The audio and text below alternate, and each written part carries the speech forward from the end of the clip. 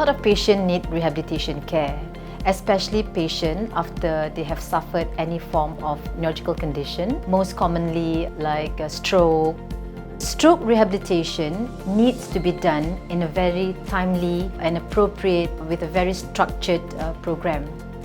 Rehab nurses are specially trained to provide 24 hours care for individuals with disability. They will perform ongoing assessment, assist patients with medications and self-care, reinforce the technique learned in their daily therapy sessions, and coordinate care with other team members in achieving rehab goals.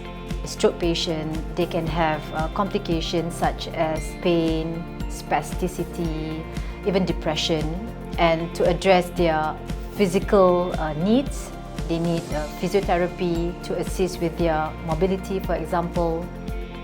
In constraint-induced movement therapy, we will make sure that a good side will be constrained and patient have to use the affected side to do them, which is not easy. And apart of that, we do something called functional electrical stimulation, FES they call, which does a lot of stimulation to any part of the body, which will help the brain relearns that movement, and that will help patient to get that movement back. So there are emerging technologies to assist with stroke rehabilitation. For example, transcranial direct current stimulation.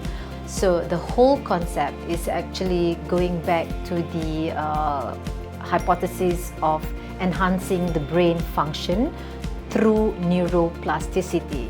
Rehabilitation is an important component of patient continuum of care.